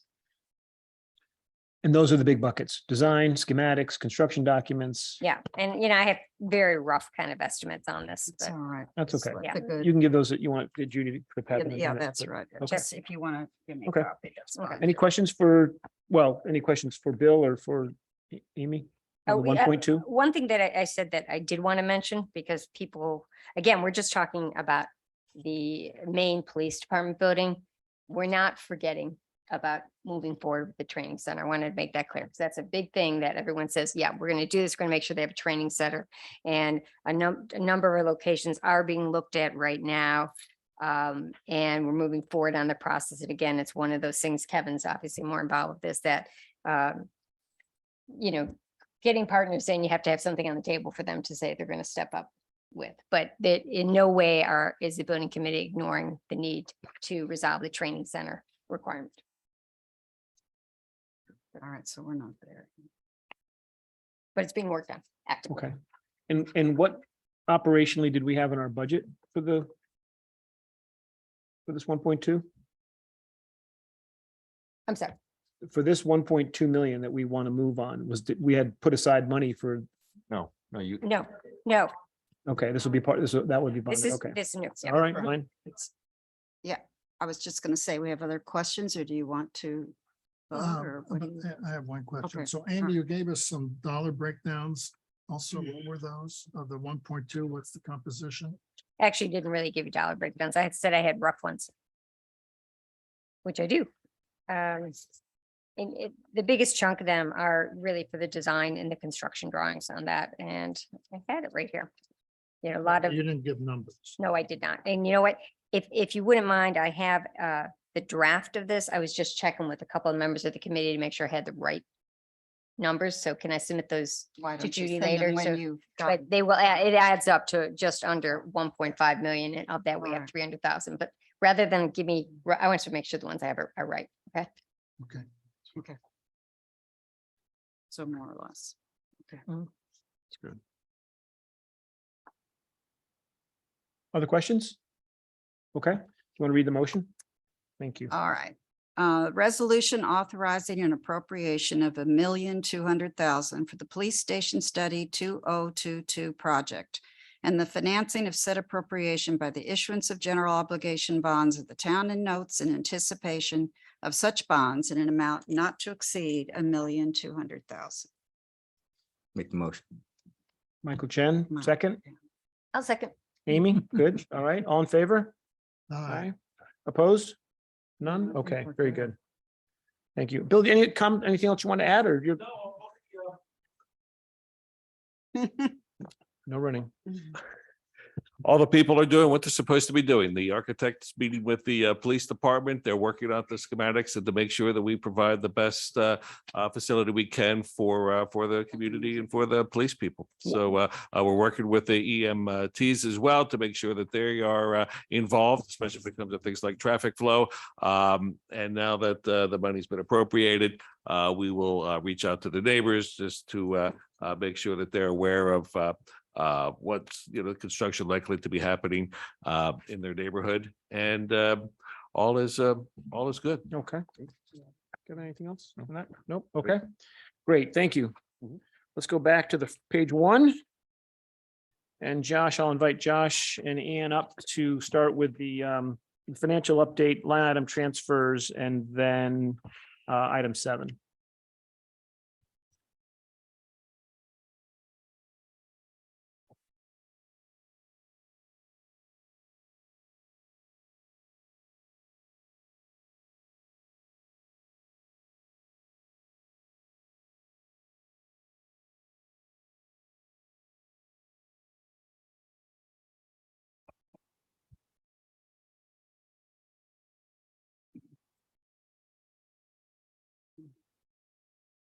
Yeah, I try to make it even. Can you make it bigger for those that are looking at it? We've all got copies of it, but So yeah. It's on your tablets. and Yeah, yours. everybody's got it, but just anybody that's Yeah, yeah. looking can't read it. So what you should have on your tablets is the most up-to-date year-to-date very preliminary numbers for the year end June 30th. So FY22. So starting on the first page, it's the expenses, and I'll just kind of go over the columns that you're looking at. First is the actuals all the way on the left from FY21, then the approved, revised, and year-to-date numbers for FY22. The two columns to the right of that are the percentage and dollar differential from the budget versus actuals. And then all the way on the right are the FY23 budgeted numbers.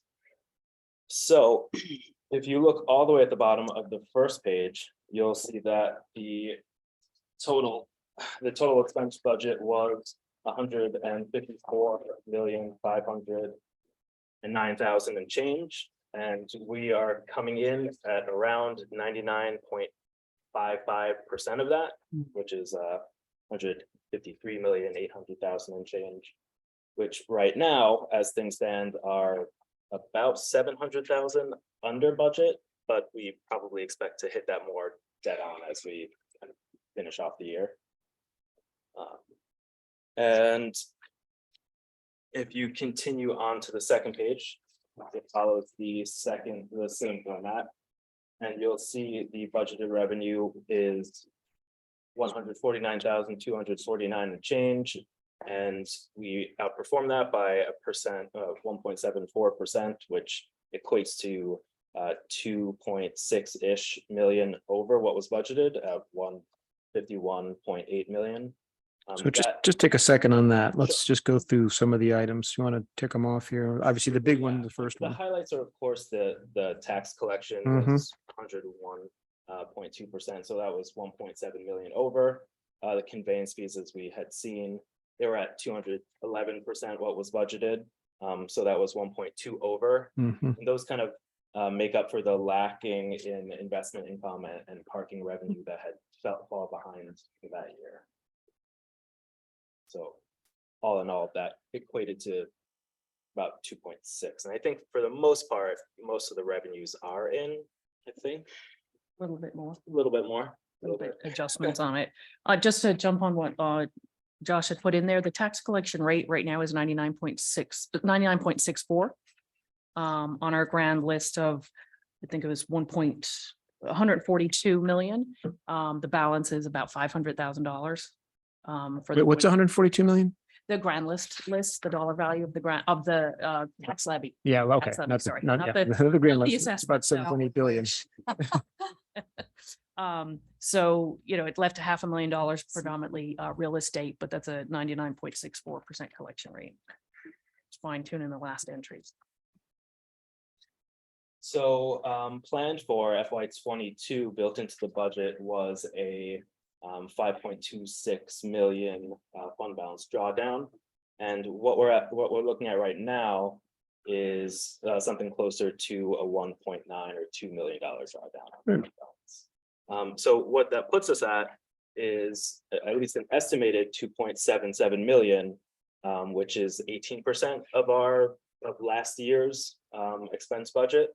And I believe the GFOA recommends around a 16% for that number. And if we just look at the unassigned fund balance, then that's at a 16.15% of expenses. So we're kind of right on the money with that.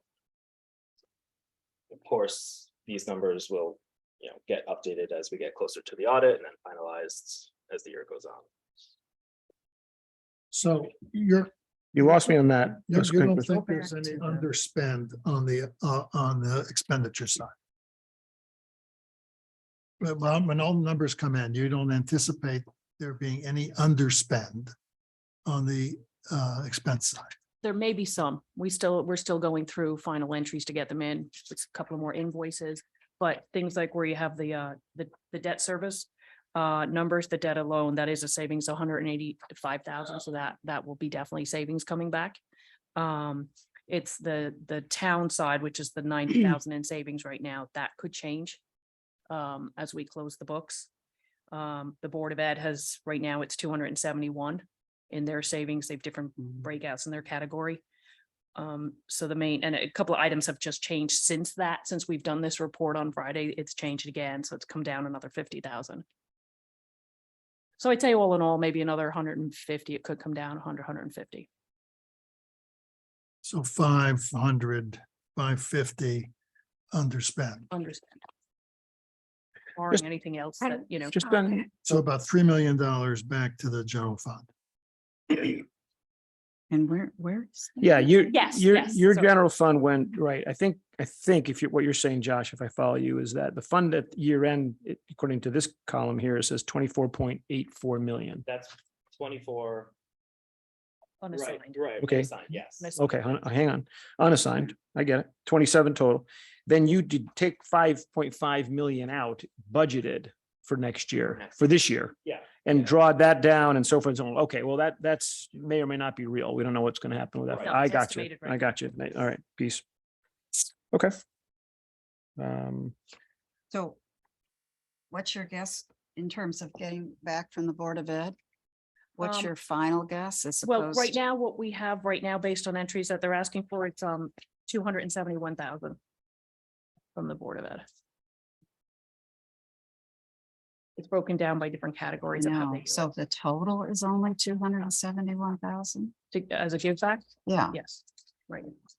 And that's, Got- that's because their operations are under by 2.4, but we have encumbrances Exactly. and additional health transfer, which would net out Transfers of over that. to the internal service fund, yes. The encumbrance of about 600,000 and 1.5, 1.6 to the ISF.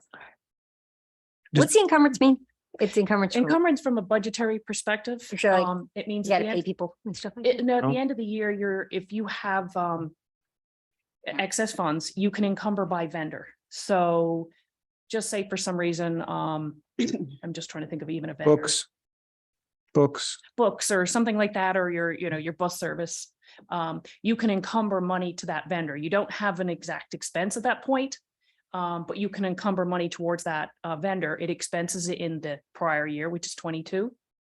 Even though it's for 23 expenses. Mhm. Yes, it's the difference of a budgetary basis. So you expense it in 22, it carries over onto your fund balance. It hangs in your fund balance till you pay it. You usually pay it within the first 6 months. I'd like to say this another way. Yep. There was an underspend in the budget of the 2.4 million. But just transparency. Yep. They chose to take 580,000 of that, not return it to the town, but actually almost, I'll call it prepay expenses for this fiscal year, which we've already budgeted money for. Could be, or if something else that they were doing, a different, I haven't seen the list of who was encumbered, so I can't speak to what it would be, We but. Yeah, probably just need to need to know. understand We that, need yeah. to know that because that's a little bit surprising that that happened. And then when did that happen? That encumbrance? May, June? No. a loaded question. First week of September. Yeah, okay, so in September. That's We used to sort of surprising. meet and agree on this. Do we not even do that anymore? I mean, it's a lot of money to encumber, I think. Well, with a $99 million budget. I know. Yeah. Still. Well, So the ISF transfer makes all the sense in the world because that's just what it is. I just we need to understand that, what Yeah. it is. I think we should understand what that encumbrance is and why. Now, I think Ann's point is, and Brian's point would be, I won't speak for Brian. When you have a surplus, it's money that was given to them. They can roll it over and spend it in a future year. So there's they didn't do anything That's wrong. not- No, No, that's they're not. allowed It's to just- do that yeah. from a Noth- budgetary Nothing, perspective. nothing wrong. The Yeah, Board of Ed that's can do right. it. Either Mhm. side can do the same. Yeah. Okay. Function. Okay. Something that's allowable. But let me ask you a question, right? When we put the budget together for them, I thought the operational budget approved was around 2%. They came in 2.4 million under. So versus actual, their right. budget for this coming year is about 6% over what their actuals came in at. That's right. Another way to look at it, if you go back to the 2021 number, Michael. Yeah. 79.6 in 21, 80.9 in 22. So 1.3 million increase But Yeah. now it's going to go to 85. is tiny. I mean, it's a 1.5%. No, but the next year is going from 80.9 to 85.6. Of course, that's right. Because originally when we put the budget together, we thought they were going to come in around 83. Yeah. So we gave them an approved budget about 2.5%. But because they came in under, it's now a 6% approved budget. On top of that, they spent 600,000 encumbrances. So the actual growth is probably more like 7%.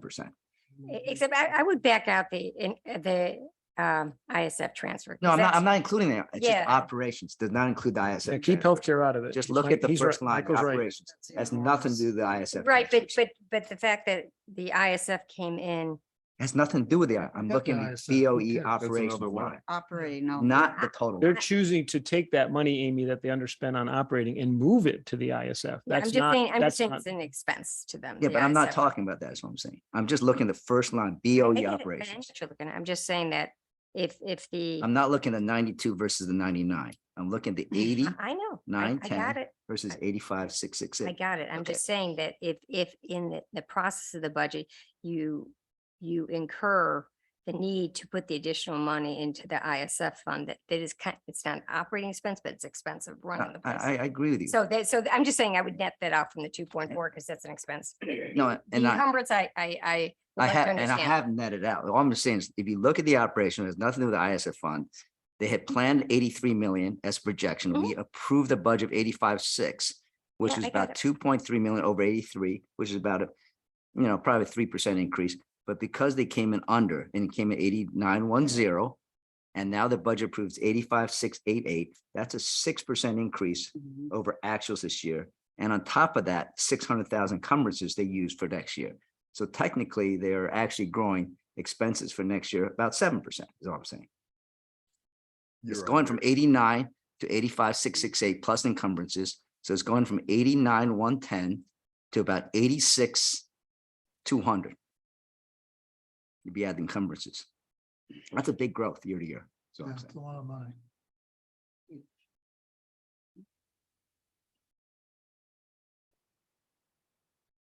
This is just a presentation question. Why do you not carry these encumbrance and healthcare ISF numbers into the budget performance column so that it foots to the 271? That was the breakdown of how it was given to me when we have to tie out the books. We have to tie out the books first as actuals. Then we get the encumbrances. I thought they would all be as one number. They came in as different numbers. So that's why they were reported. Yeah, as but you actuals. made you calculated the difference, but on the operating line, it's $2.4 million. Okay. Oh, I see what you're saying to Yeah, pull it bring it across. up, I You agree. just I didn't should do the carry- negative. We just across, yeah. didn't carry these over. Yeah, So I for sorry, I see what you're saying. presentation purposes, Yeah, I'll pull it I over. think it would make more sense because then it foots to your 271. actually just operating to give you the actual numbers, Michael, they requested and we approved 4.5% from 83.3 to 79.6. Now, I don't recall that's apples and apples. It wasn't. Yeah, no, they- I'm talking about 22 to 23. No, I know. I understand. They ended up only going up 1.5%, not 4.5%. Correct. In reality, but the difference between the actual 80.9 to the 85.6 is 6%. Right? Correct. Yeah, so I understand. Okay, well, we should need to understand the encumbrances and why they felt they needed to take So that. what I'm saying is we approved the budget from 2022 to 2023 of 2.8%. Yeah. They're actually going to get a growth about 6.6% if you include encumbrances. Yeah. When we only approved the 2.8 growth. I understand. Okay. And I was also under the impression that they had 200,000 in a lapsing fund, the COVID lapsing fund that was coming back, They do have about 200,000 left. and that's coming back. I believe so. I didn't Okay. get the request yet, but yes. Superintendent told me it would be coming back, so Okay. I assume it will. That's not in your that's not in the It's not in here yet. anything. Okay, no, let's make sure we follow up on that. That was unspent funds that they didn't need that we did appropriate. Any other questions? Could I just touch on when we talk about 23 going forward, in the budget, just to give you a heads up right now where we, petrol or gas, utilities are already a problem for us Yeah. in the 20. Yeah. As you can imagine, budget Yeah. $1 something a gallon, and now it's up, 4 or 5, whatever it is. So that could be an issue for us down the road. Do you have even an estimate at this point? Could be Hard up to know. Up to about 200,000. Okay. Because it was 3 based on the price that it was a month ago. And as the price obviously comes down, the deficit decreases. Now, and I'm just looking at 2023, right? Talk about the unassigned ending fund balance, right? And Josh, I think you said 16% is what kind of they want us to be at, which is great. I'm worried about 2023. If we hit our budget and we spend the 5.5 million unassigned funds, we're going to be down to 19,344,000. which takes you down from about 16% down to 12% unassigned fund balance. So we're budgeting, I know hopefully we'll come in above that, but we're budgeting only a 12% contingency in our general fund versus a target of 16%. I just want everyone to be cautious about that, that would, if we hit our budget and we don't have excess, we'll be below what is our recommended general fund balance. Is that right? Yep. Yeah. So it's kind of like we can't continue to do this, Exactly, right? exactly. And the reason we need 5.5 million because our budget is going up significantly from 2022 to 2023.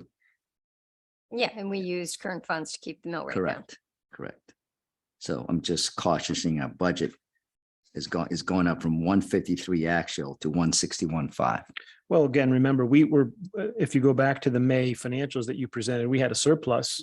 And the Board of Ed chose to keep it because that was running hotter than zero. And so they consumed it. They chose to keep that money. Well, So. Right, Michael, when we were making those decisions, that was a big surplus at the time in May. So anyway, I'm just not Yeah. a cause for alarm, but just we should watch that. Keep an eye on it. unassigned- That's Yeah, right. unassigned That's right. balance. Yeah. Keep an eye on it. Let's see. Another question. You don't have nothing for July and August, really? No, it's too early. Yeah, okay. Taxes came in, I assume, as. That's on- fine. Yep. Yeah. Been watching them. Yeah, good, okay. Okay, any other questions on the fiscal year wrap up? So we had a surplus, would have been bigger, could have been bigger. We did have more revenues than we projected and less expense. but you know. Actually, we $3 million always- less expense. We always do budget below where we think we're going to, so it's not like we're hitting the ball out of the park, right? Because we budget 98.5% on for 90% of our revenues, so. Yeah, well, we had $1.5 million hit to Yeah, sure. other revenues, right? Okay, The parking's coming back. I want you to know the lot's getting crowded, more crowded, That's good. just so you know, okay? That's a You gotta positive. park over that's a harder. good question. What did we budget? Talmadge Hill? That's a What? good thing. Have you looked at Talmadge Hill? No, I don't look there. Is it empty? Is it empty? They're gonna have to buy a permit again. Is it empty? Empty? Is it? It's still, I We- mean. We didn't even most- budget $1 million. most We days. budgeted we did 770 last year. We only budgeted 890. So I would think we'd get that and then some. Yeah. That doesn't look at risk. Building permits. How are conveyance fees? That you would have a little bit of a read on for Yeah, that'd be July and interesting, August. right? Don't think we have those numbers yet. Okay, all right. Okay. Any other questions on that? All right. All right. Want to move on to 6, some line item transfers? So there are What am sets I not- of transfers just to review, one for 22, one for 23. 3,184.25 and Mhm. 22, and 4,500 to 23. Nothing really that stands out there. It's just a review. And then there are some items to approve. So in FY 22, there is a 99,873.81 transfer within the sewer operations from full-time to part-time. And in FY 23, there are 2 sets of 20,000 transfers from electricity to CHP for sewer and the town. And there is a 208,000 transfer from 2 capital accounts on the Board of Ed side, which I think Anne can go into a bit. They're related to their boilers. Their bids came in and unfortunately the bids were a lot higher. So they prioritized e-school as the one that needs to be done first. So they're taking even their authorization is 2.3, so they can move between those categories, but we're just letting you know that we have to do they have to do a transfer between some of the other ones already in that bucket of 2.3. So they'll come again in front of you. The schools that aren't getting done, they'll come again in front of 24. You know, one of them, they're ranging between 290,000 increase in between the estimate and the bid to 300, for nearly 400,000. So what we approved in the budget was insufficient at the end of the day. As a whole, Yeah. yes, So they could because only based do- on what they They were can at only that do one point. of the schools and not the two of them or three. of them, Exactly, whatever, yeah. exactly. Yep, Okay. they'll need about another 700, 800,000. Did you say they're up about 30%? Did you say 290 to 400? Is that what? Let me just make sure I have the right one. So East School was 385. The bid came in at 393, 593. Wow. The South School, the budget was, they estimated budget, I should Right. say, was 350. It's one of the bids came in at 719. Oh, my gosh. Yeah. Okay. So they, just to reconfigure, so. So they did prioritize, they said, Wow.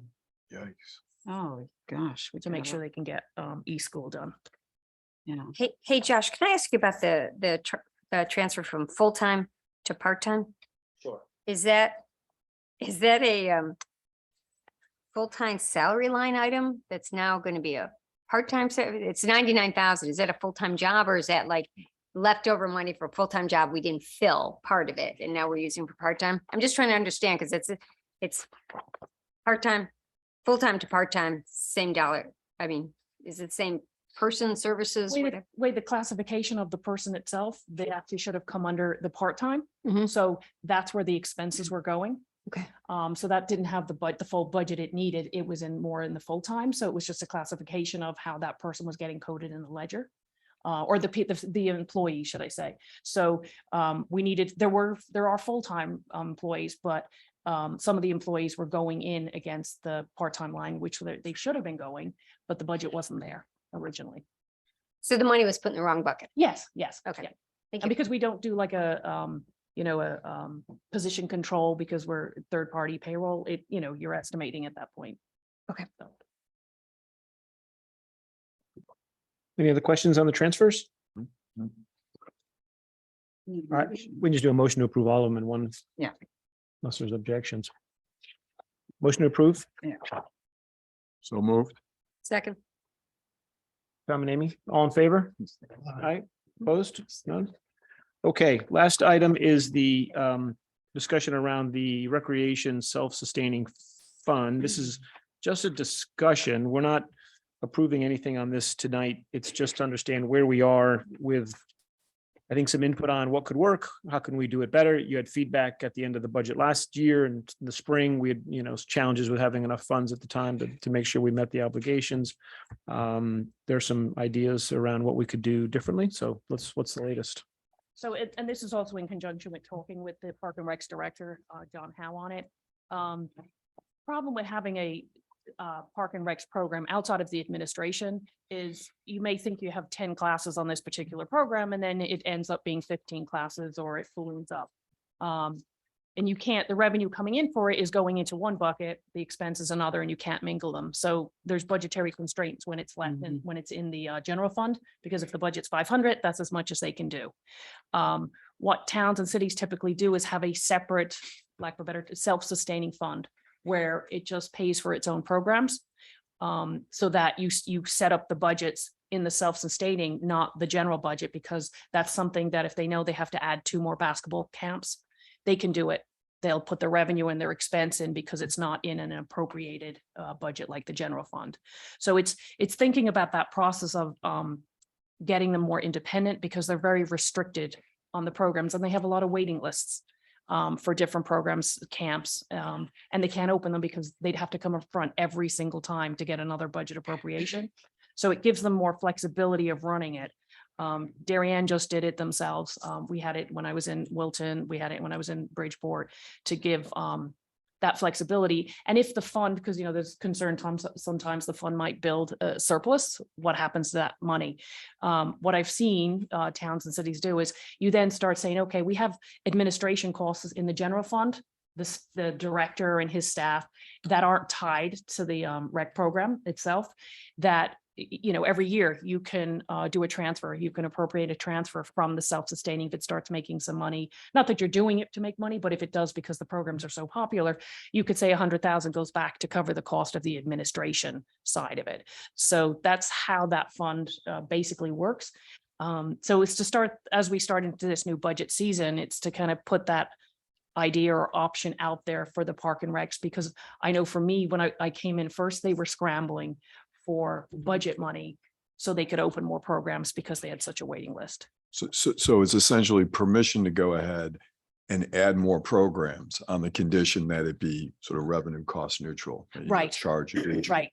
And there might be some stuff that builds up over time, but that's really what we're talking. Right. It's not looking to make the funds, but at least if they wanted more programs Yeah. that they have the ability. I think Amy, you and I talked about this. Yeah.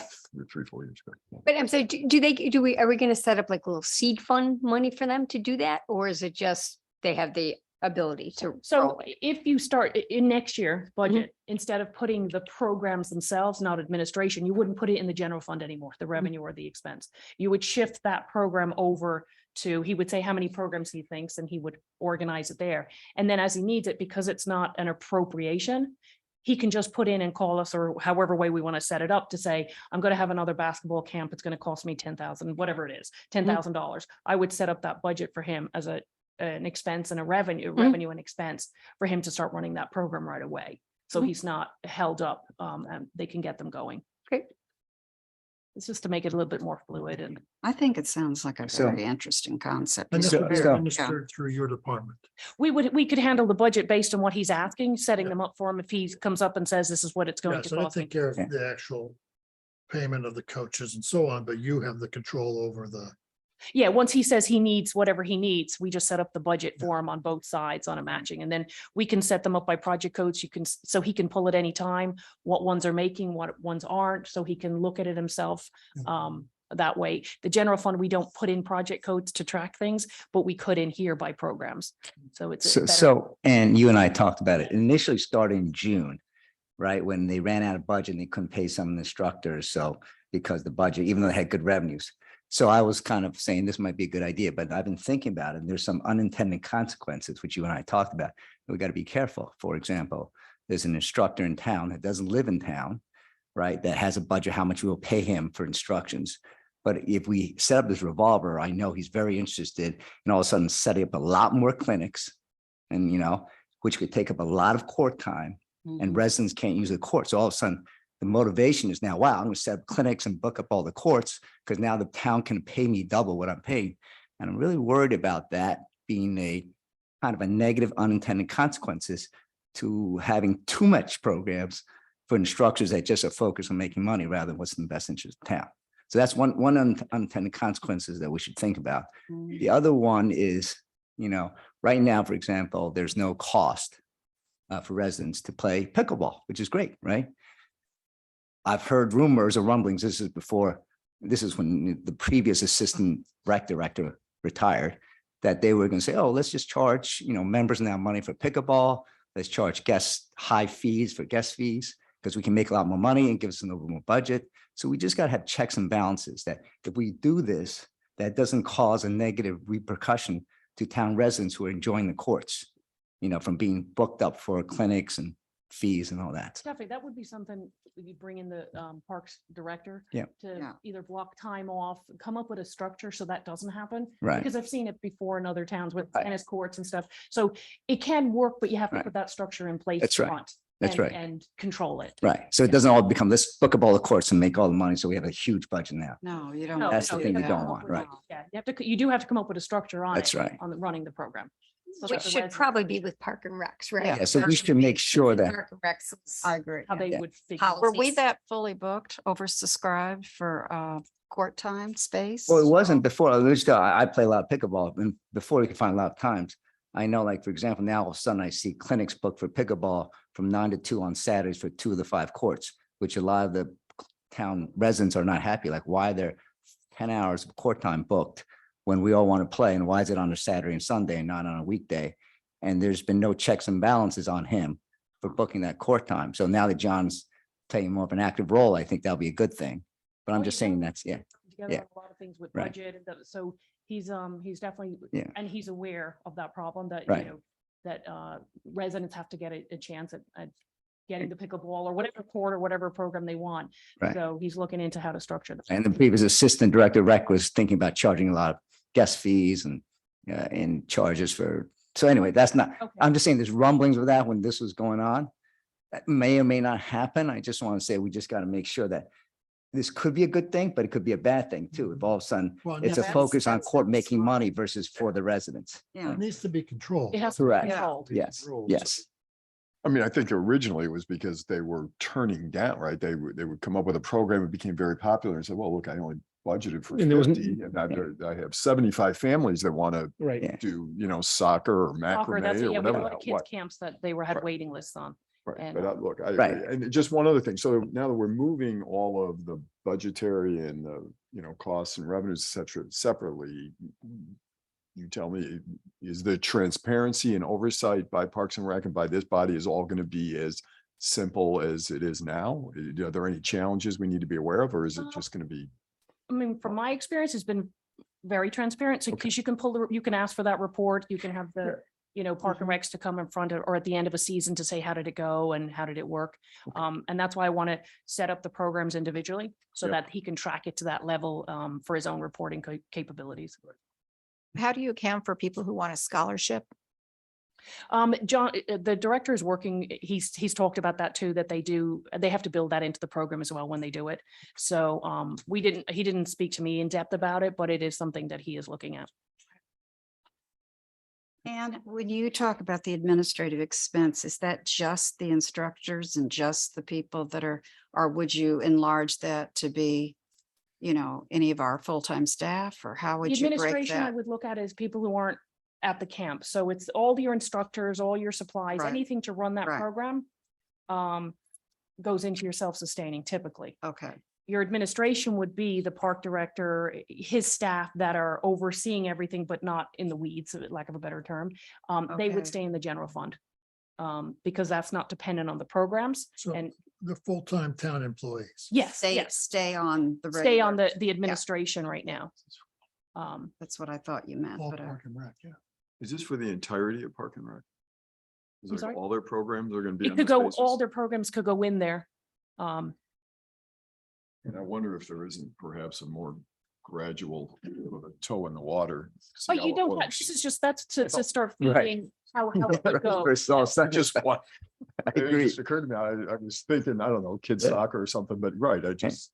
There's options. Yeah, there's definitely options, I probably will be coming in front of this board, or he will, probably early spring. Okay. Because he's gonna have the same problem where he doesn't have the budgetary capacity to Right. expand. We just got to make sure that all of a sudden the soccer camps don't go from $100 to $200 because they were trying to build up a revenue machine here. And yeah. But I'm just saying, I heard him. Right. His plan is to make sure he breaks even with everything and to be able to give as many people the option for the program That's as good. possible. Right. That's- Well, that's what John's saying, but I'm saying the previous assistant director was Oh. had a plan of, okay, let's make it a revenue generating thing. And all of a sudden, we don't have to worry about budgets where every other department in town has to worry about the budget.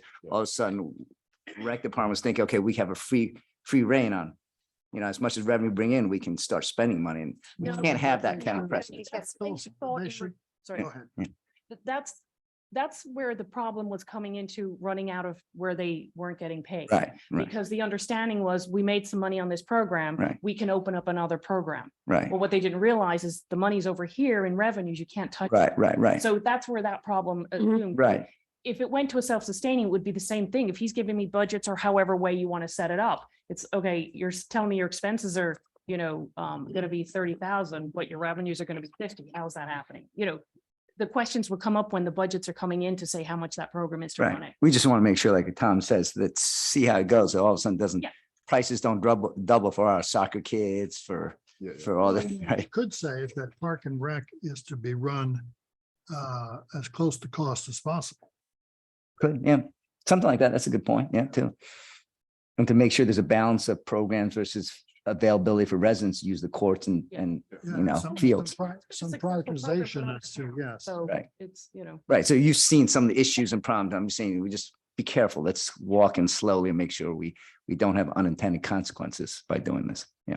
So that's the input. We'll just have to sort this out in this budget. However, there could be a shortage come March, April, or May. People have, to what Tom just said, programs could have happened. So we may have a funding question to address 8 months from now. Yeah, John and I, or the director had talked, I was asking him if he can, early next year to start saying, what are you looking at for programs? What are your costs? What do you think? And what do you think is going to overrun based on this past year? Right. I think we probably should do a deep dive on really where they do come out, because we don't really know if they break even or not, right? So I mean, I think there might be some that run at a deficit that we're subsidizing as a town. Yeah. So I think we should probably do an analysis of that first by whatever, the different. I believe when they present every year, they basically reflect that for every dollar they spend, they get about 70 cents back.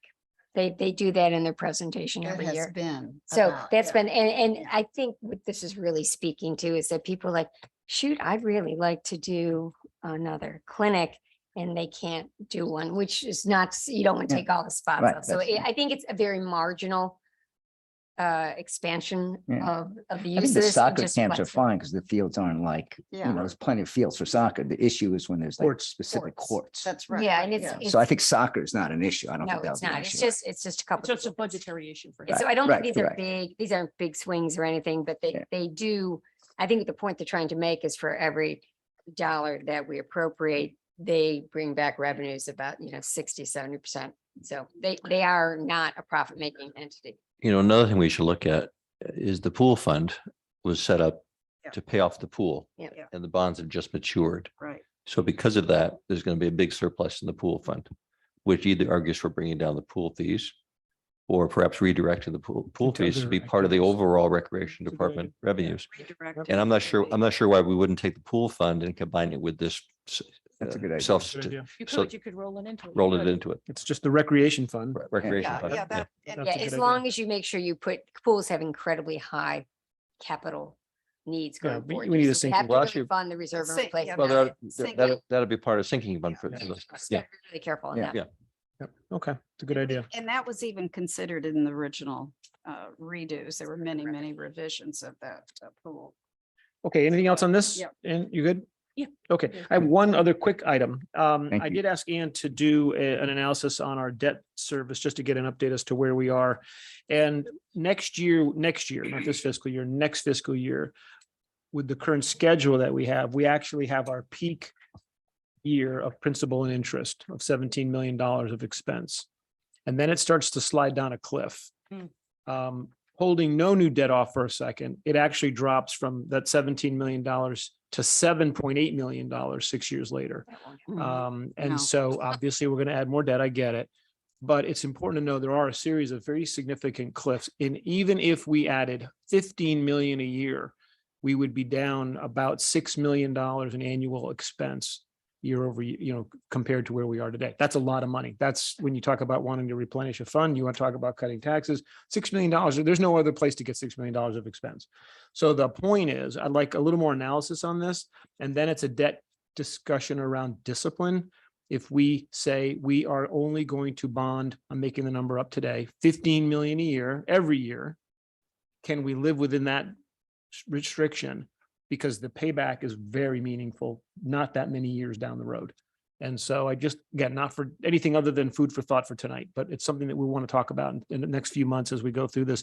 And I think we in the town council, it's like we can get our heads around a really meaningful amount of number, but a number that's below 20 a year. That starts to show up in our operating expense in the millions of dollars. So just food for thought. Yeah, Oh, so it's a should we lot, yeah. reconvene the debt subcommittee on this stuff? Yeah.